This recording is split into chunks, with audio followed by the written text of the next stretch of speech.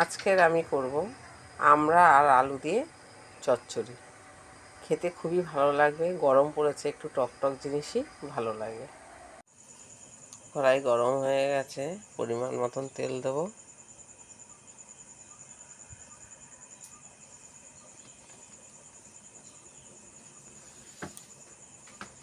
আমরা আলুর চচ্চড়িতে ফোড়ন দেব কালো জিরে।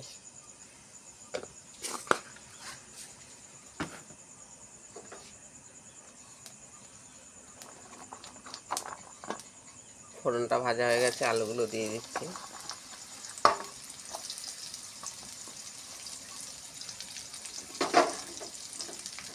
আলুর কালারটা ভালো আসার জন্য একটু হলুদ দেব।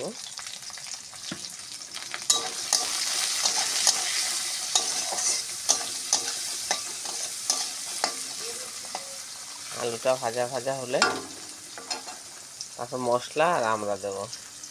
আলু ভাজা ভাজা হয়ে এসেছে, এখন আমি আমড়াগুলো দিয়ে দেবো আর তার সঙ্গে মশলাগুলো দেব।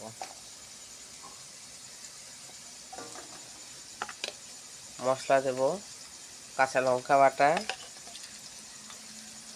সর্ষে বাটা আর পোস্ত বাটা।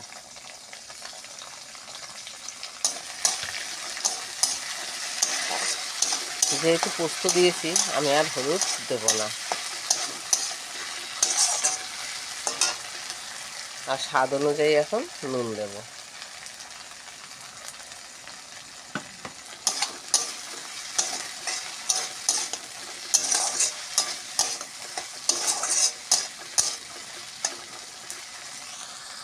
একটু কষানো হয়ে গেলে অল্প পরিমাণে জল দেব। কষানো হয়ে গেছে, পরিমাণ মতন আমি জল দিচ্ছি। তাহলে এটা একদম মাখা মাখা হবে।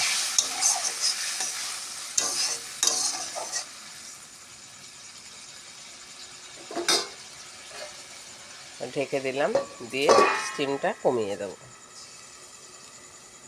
ঢাকনাটা খুলে দিচ্ছি। জল শুকিয়ে গেছে, এরকম মাখা মাখা হবে। এখন একটুখানি স্বাদ অনুযায়ী চিনি দেব।